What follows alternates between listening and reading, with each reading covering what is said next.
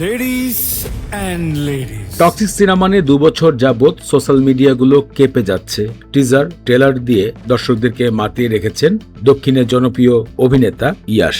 সাম্প্রতিক সিনেমা নিয়ে যা যা ঘটছে চলুন জেনে আসি এক নজরে। অগ্রিম টিকিট বিক্রি হয়েছে 2 দিনে 27 কোটি রুপির বেশি। এদিকে সিনেমার প্রচারণার জন্য কলেজের 2 ছাত্র আহত হয়েছে।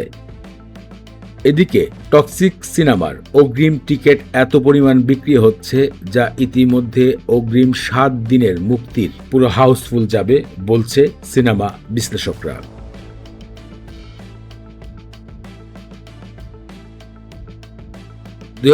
সালে কেজিএফ 2 সিনেমার মাধ্যমে 164 কোটি রুপি আয় করেছিলেন বিশ্বব্যাপী প্রথম দিনই ইয়াশের সিনেমা। তাই নতুনভাবে বলছে টক্সিক সিনেমা এই রেকর্ড ভেঙে প্রথম দিন 200 থেকে 300 কোটি রুপি অর্জন করতে পারে।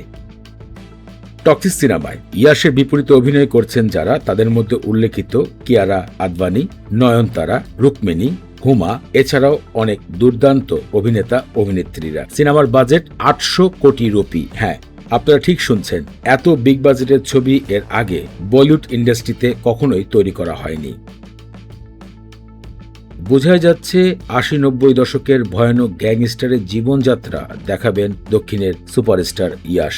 তবে কি ঘটনা ঘটবে তা নিয়ে এখন পর্যন্ত দর্শকরা সম্পূর্ণ আইডিয়া করতে পারেননি। এমনকি বড় বড় সিনেমা বিশ্লেষকরাও এ বিষয় নিয়ে সন্দেহ করছে আসলে গল্পে কি লুকিয়ে রয়েছে।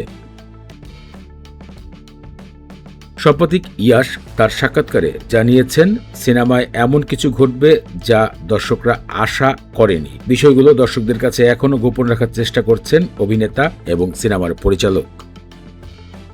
ইতিমধ্যে সিনেমার প্রি বুকিং টিকিট বিক্রি শুরু হয়েছে অনলাইনে।